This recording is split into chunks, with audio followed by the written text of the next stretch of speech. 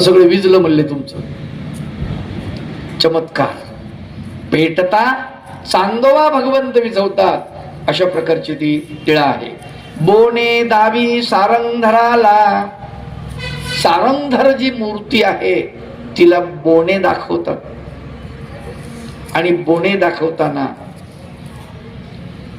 तो तिथं उपहार दाखवत होता. ते बोन आपोआप त्याला दिसायला लागलं की बोन खाते सारंगधर ती मूर्त. श्राद्धग्रहे आरोगणेला सारीशी कृपाळा.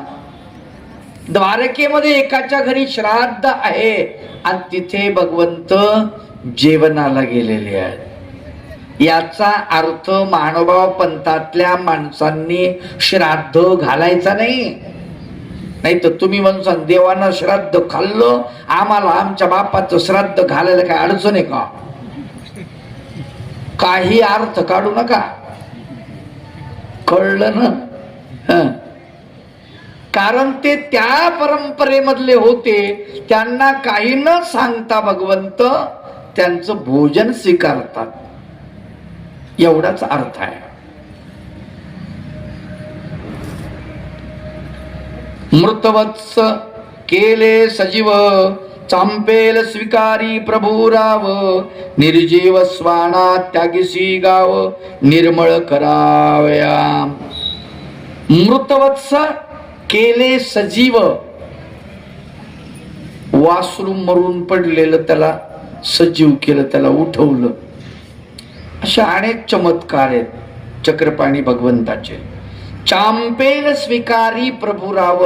चांपेल म्हणजे चाप्याचं तेल, सुगंधित असते. बदाम तेल माहिती ना तुम्हाला? आमंड ड्रॉप म्हणता तुम्ही. आता सध्या देवाला वापरतात आमंड ड्रॉप, कोणी केसाला बी लावतं. थोडं सुगंधित असतं. असं चमेलीचं तेल, बदामाचं तेल, चंदनाचं तेल, तसंच चाफ्याचं तेल. म्हणून त्याला चांपेल असं एवढं मोठं असं तेल होतं. थोडं काहीतरी मडक्यात. देवानं ते घेतलं, स्वीकार केला. कुठं टाकलं माहितीये? बिंबीत. देवाची बिंबी खोल आहे, दिलं टाकून. ती बिंबीनं सगळंच घेतलं, तांब्याभर एवढं मोठं तेल. आणि मग ती पुजारी म्हणते, राऊळ इथं तेल होतं, तेल. चक्रपाणी भगवंत म्हणतात, हे याने घेतलं, मला नाही माहिती. काय देवा म्हणे, ते आता इथं सुगंधित तेल आणि एवढं मोठं तेल तुम्ही नाश केलं. बघा इथंच असं त्यांना असं केलं की ती लागलीत ना बिंबी मधून. भरली घागर, नुसती घागर भरली का लोकांची गर्दी राहिली. माय तेल निघायले, चला. तशी काही तुटी नळाची, अख्ख्या गावात तेल चाप्याचं खाली वाहून बी चाललं. देवानं थोडं स्वीकारलं आणि खूप दिलं. असं चाप्याच्या तेलाचा स्वीकारही भगवंतानी केल्याचा उल्लेख इथे आहे. निर्जीव स्वाणा त्यागिसी गाव. कुत्र मेलं, कुत्र. लोक लई बेकार. आताच येत असं नाही, पूर्वी होते. आम्ही वृद्धपूर झाडायला गेलो एकदा. वाटलं असं काहीतरी करावं बा थोडस. मग झाडायला गेल्यानंतर जे यावलीचे केस श्रद्धा होते पा, त्यावेळेस त्यांना दीक्षा वगैरे नव्हती. किशोर रेवशेकर त्यांचं ट्रॅक्टर. म्हणलं तुमचं ट्रॅक्टर, ट्रॅक्टर तुमचं, तेल आमचं नाही. म्हणलं तेल बी तुमचंच. ट्रॅक्टर मध्ये आम्ही कुठून देणार? संन्यासी माणसं, तुम्हीच तेल टाका. ट्रॅक्टर चालायला, ट्रॅक्टरात भरल्या बाया यावलीच्या. म्हणलं चला चला. कुठं बाबा? चला आपलं वृद्धपूर करायला. खरं गाडीत बाया बसल्या मस्त, पण त्यांना खराटे. हे कचरा काय टाकला म्हणे बाबा. म्हणलं तिथं गेल्यावर आपण रिकामं झाडून टाकून काहीतरी काम करू तिथं. माय मला वाटलं तिथं जायचं नुसता देव करायचा. म्हणलं देवच करायचा, पण देवाचं काम बी करू ना. तिथं गेलो. वृद्धपूरची पुढची गल्ली नाही, मागची गल्ली झाली. आता त्या गल्लीला छान स्वच्छ झाली. जिथे आता महंती प्रतिष्ठा झाली होती एकशेदेव बाबांची, एकशेदेव बाबा सरले, त्यांची अंत्ययात्रा सुद्धा तिथून निघाली होती. सुंदर झाला तो रोड आता, पण त्यावेळेस इतकं बेकार होतो. 4 बोटाचा थर होता, थर कचरा. कचरा कशाचा? 4 बोटाचा सांगू? माणसाची वाळलेली विष्ठा, बारीक बुग्गा झालेला, चट भरला आम्ही सगळा, टोपल्यामध्ये भरून पावड्यानं ट्रॅक्टरमध्ये टाकले. आणि मग आता काय, आता बाया काही नाकाला पदर, म्हणलं कशाला लावती बाई पदर, पोटामध्ये तेच आहे, जाऊ दे ना, एवढं काम करायचं आपल्याला. सगळं स्वच्छ केलं आणि ते नेऊन एका माणसाच्या शेतात नेऊन टाकलं. तिकून आलो, मस्त आंघोळी पांघोळी केल्या, देवाला उपार दाखवला, आम्ही शिदोऱ्या आणल्या होत्या, जेवण केले, छान बरं वाटलं, सगळ्यांना मस्त वाटलं, छान वाटलं. पण ते करत असताना आता काही माणसं, बाबा इकडे कचरा आहे थोडसा, कोणी म्हणतं इकडे इकून खोऱ्याने इकून घ्या, इकडे लय ढिगार आहे. पण असं कोणी म्हणून की आमच्याकडे द्या, आम्ही करू लागतो. पण मी सांगितलं होतं कोणाला काय म्हणायचं नाही, आपलं काम आपल्याला करायचं. आपल्याला इच्छा झाली ना ते काम करायचं. दुसऱ्याला कशाला, त्याला किळस येत असेल तर कशाला त्याला बिचारायला यात पाडायचं. चक्रपाणी भगवंत दररोज गाव स्वच्छ करतात, 7.5 तास करतात, 1 तास नाही, 2 तास नाही, दररोजचे 7.5 तास. मग आता कुत्र मेलं, मग मेलेलं कुत्र काय चक्रपाणी भगवंतानच नेऊन टाकाव का? त्यांनी का ठेका उचलला नाही? पण तुम्हाला सांगतो, लोक लय बदमाश. देवाला म्हणले हे इथं पडले मरून, त्याच्यात आळ्या पडायला, बाहेर निघायलाय, आणि बघा बाबा देवा याला काहीतरी करा, देव म्हणायचं आणि याला काहीतरी करा म्हणायचं. देवान ते कुत्र उचललं, आपल्या डोक्यावरती घेतलं, डोक्यावरून ते सगळं ते किडे खाली वर गळत आहेत. आणि चक्रपाणी भगवंताने हे मृत कुत्र गावाच्या बाहेर नेऊन टाक. असा असतो भगवंत. आपले दोषही आपल्यातून काढून बाहेर नेऊन टाकतो. गुरुवर्य बाबू शास्त्री बाबांनी प्रायश्चितामध्ये वर्णन केलंय ना, दररोज म्हणता तुम्ही, सुप घेऊनी ये आता तू द्वारावती कारा, भरून घेई देवा माझ्या जीवनाचा कचरा. तो चक्रपाणी भगवंत डोक्यावरती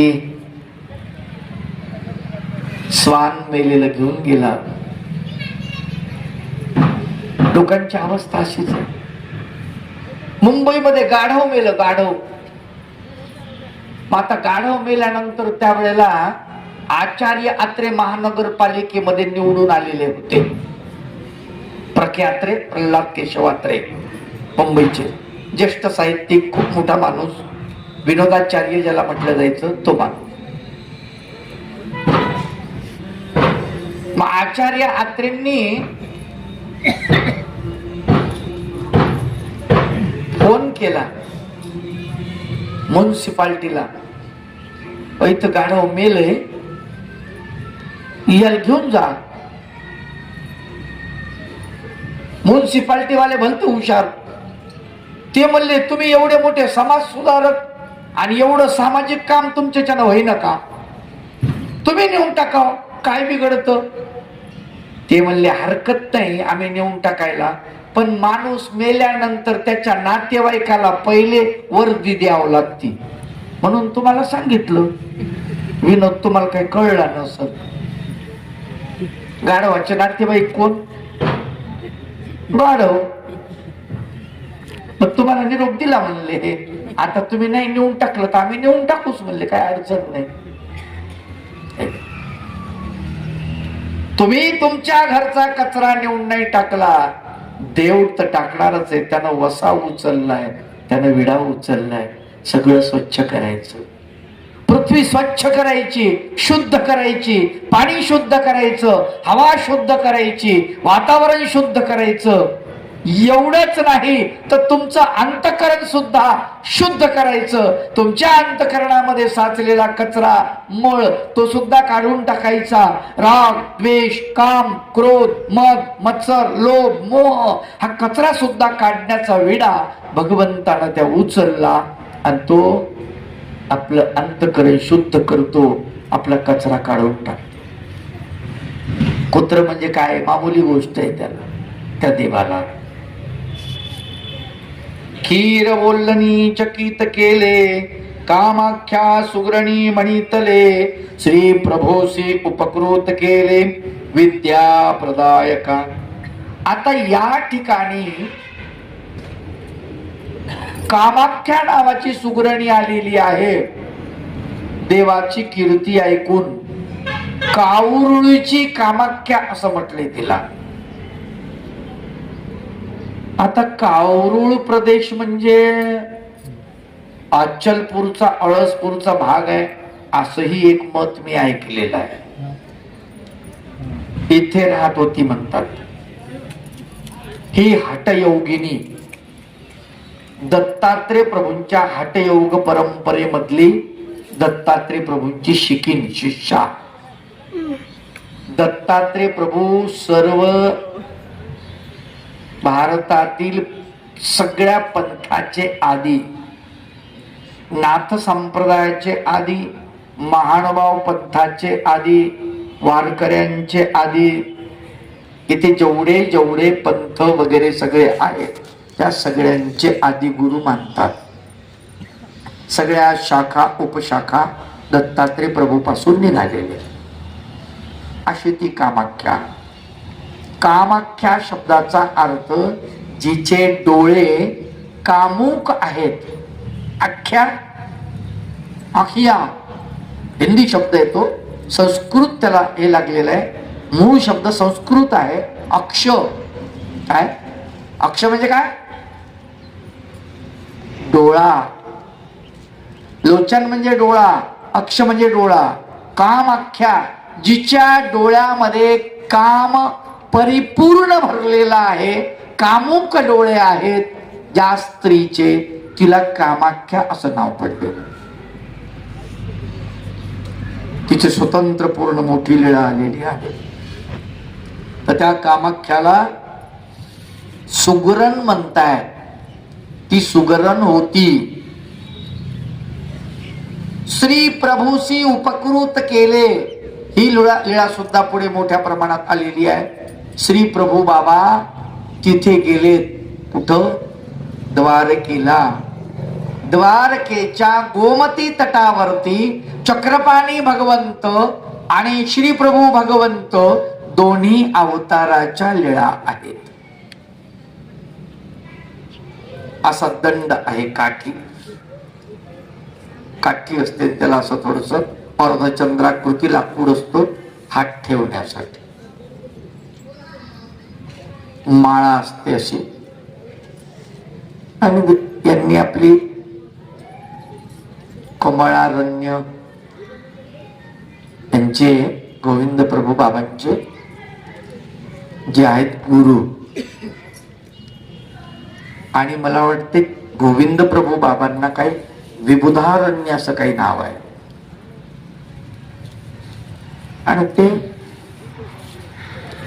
त्या मार्गाचे संन्यस्त होऊन तिथे जातात. मग समोर असा चौरंग आहे, त्याच्यावर ते असे गोटे वगैरे आहेत काय, त्या मार्गाचे देव. आणि भगवंताचा असा दंड रोवलेला, त्याच्यावरती हात. श्री प्रभू बाबा तिकून येतात. हे बघतात, अरे अरे अरे अरे काय, अरे तू साक्षात देव आहेस, हे काय करतो, उचलले देव देवपाट. आणि गोमतीमध्ये नेऊन टाकले. दंड घेतला, मोडला, गोमतीत फेकला. डोक्यावरती श्रीप्रभू बाबांच्या श्रीमुकुटावरती सूप ठेवलं. खराटा जोरात खाटकन हाणला आणि विद्येचा संचार केला. उपकृत केले. कोणाला? श्री गोविंद प्रभू बाबांना उपकृत केले. त्यांना विद्या दिलेली आहे, परावर शक्ती. नियम स्वतःच निर्मिले, आपणाहुनी श्रेष्ठ केले. नियमाधारेची वर्तले, ईश्वर असोनी. नियम स्वतः भगवंतानं निर्माण केले. नियम कोणी घालून दिले? कोणी घालून दिले नियम? म्हणजे तयार कोणी केले? भगवंतानीच तयार केले. मग नुसते नियम बनवले का? नाही, नियमाप्रमाणे आचरण सुद्धा केलं. आम्ही संविधान लिहिलं, संविधानामध्ये कायदे बनवले, पण त्याप्रमाणे आपण वागतो का? नाही. परमेश्वराने स्वतः नियम बनवले आणि त्या नियमाच्या आधारे भगवंत चालतो आहे. पश्चात प्रहारी उठीजे नियम बनवला, भगवंत सकाळीच उठायचे. एकी भिक्षा न स्वीकारावी नियम बनवला, देव 4 घरी भिक्षा मागायचे. एकीकडून रिगीजे एकीकडून निघीजे नियम बनवला साधकासाठी, भगवंत तसंच. ओळख तयाची या घरा नवचावे नियम बनवला, भगवंत नियमाधारेचा. ज्यांनी नियम बनवला त्यांनी जर नियम तोडले तर लोक नियमानं कसं वागतील? नाही, लोक म्हणतील हे काय सांगायसाठीच आहे का? आचार्यासाठी काही नाही. म्हणून प्रत्यक्षात भगवंत त्या नियमाचं पालन करतात. एकही नियम चुकू देत नाही, ईश्वर असून.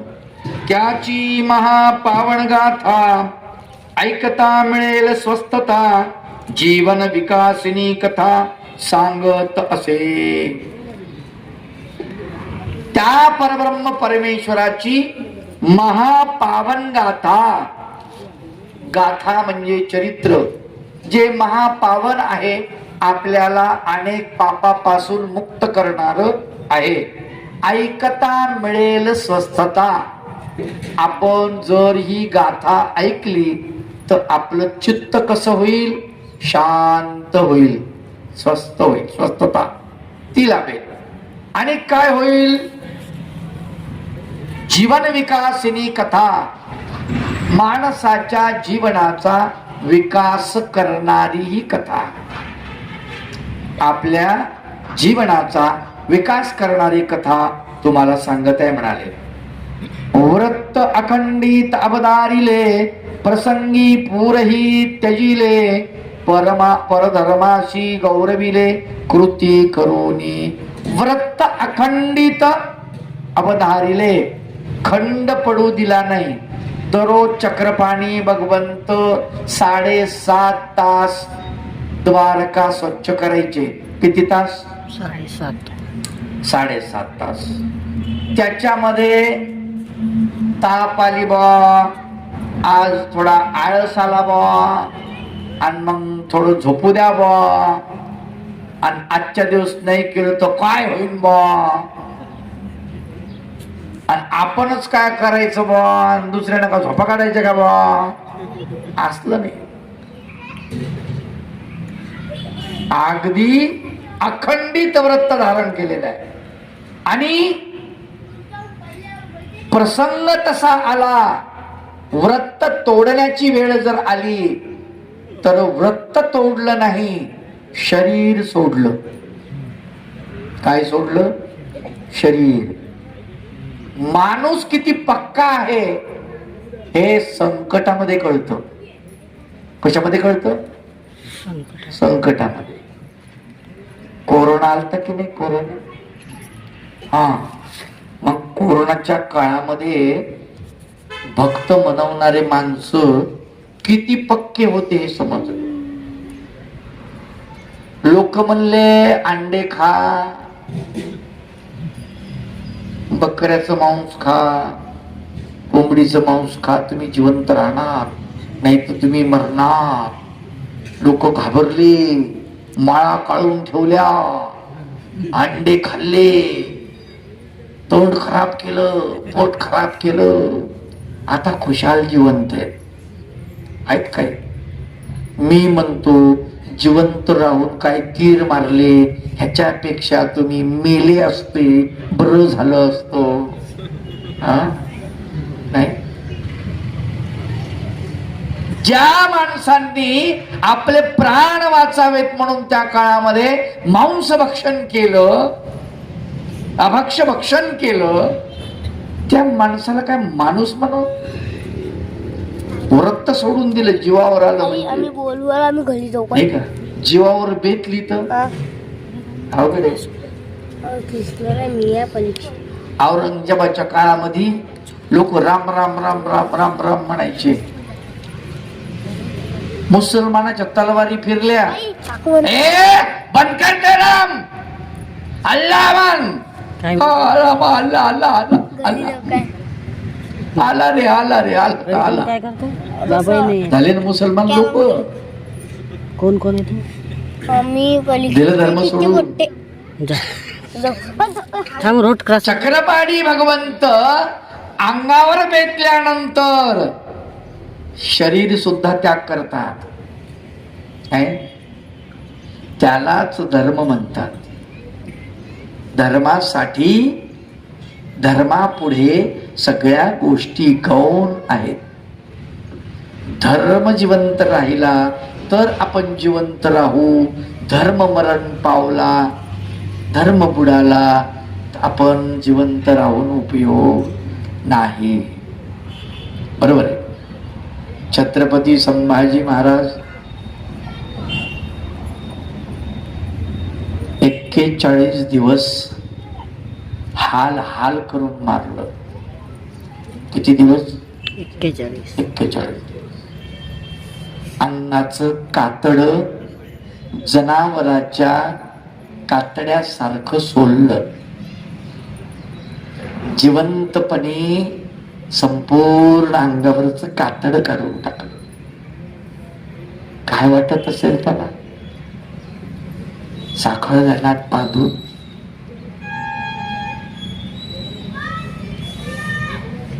काय म्हणतो औरंगजेब? आता तरी विचार कर, मुस्लिम धर्माचा स्वीकार कर. जर मुस्लिम धर्माचा स्वीकार केला तर मी तुला सोडून देतो. काय म्हणावं राजानं? माझ्या सेंडीमध्ये माझा धर्म दडलेला आहे, शेंडी देणार नाही, मुंडी घेऊन जा. काय घेऊन जा? मुंडी घेऊन जा. मुंडी द्यायला तयार आहे, शेंडी देणार नाही, धर्म देणार नाही. ही माणसं अखंड व्रत धारण केलंय चक्रपाणी भगवंताने. प्रसंगी पूरही त्यजिले, देह सुद्धा सोडून दिलं परधर्मासी, आणि परधर्मासी गौरविले, परधर्माचा गौरव केला, परमेश्वर धर्माचा व्रत धारण केले ना ब्रह्मचर्याच, ते संपू दिलं नाही. लक्षात घ्या.